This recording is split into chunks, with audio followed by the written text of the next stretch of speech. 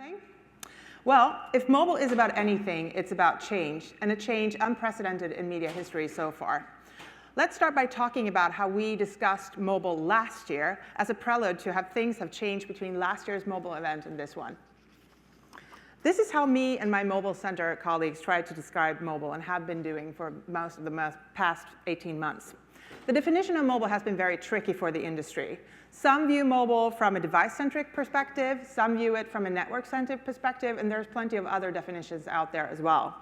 But we've long focused on mobile as a social and cultural revolution, not just a set of technologies. But in 2014, that revolution is mostly done, and mobile is the first screen for an ever larger audience in digital America. And once the new thing becomes the new normal, the conversation has to change. So mobile, always in flux and always changing.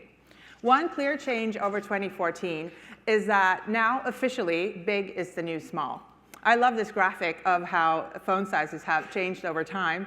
And with last year's introduction of the Galaxy S5 from Samsung and the iPhone 6 Plus from Apple, big is for sure the new small. There used to be a distinction between smartphone and tablets, but it seems increasingly evident that everything is now a phablet, with a few exceptionally large or small screens in the mix.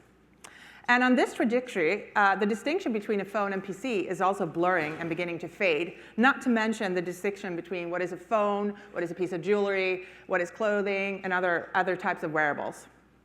So the phone market really changed last year. And just looking at the 5 largest companies in it, a whopping 134 new smartphone models were introduced globally in 2014, with 56 of those coming from Samsung only. And whether from Samsung or any of the other phone makers, there's now a smartphone at any price point for any need anywhere in the world. And the consumer markets, of course, reacted to that. eMarketer estimates that 1.64 billion smartphone users in the world by the end of 2014. And if you look at 2018, that number is going to be almost half of anyone with a mobile phone. Of course, that's already happened in the US, but it's interesting that it's now happening on a global level. And actually, there are a lot of transitions happening on many fronts. First of all, more and more digital categories have become mobile first.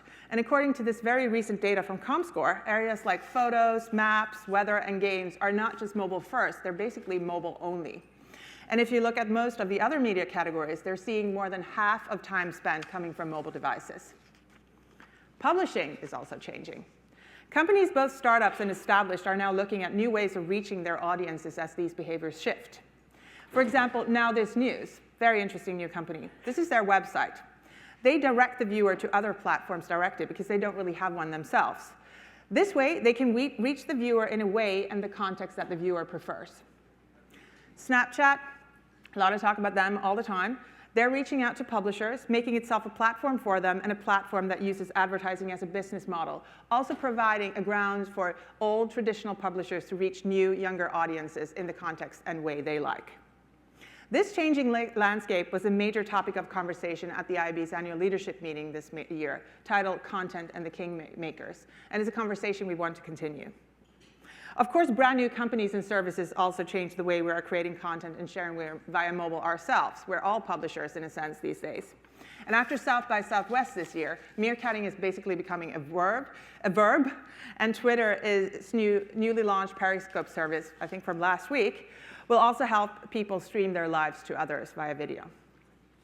And if we're just looking at a specific group of you as consumers, we released a study earlier this year with Baby Center showing that for the first time, a larger percentage of millennial moms own a phone than a PC.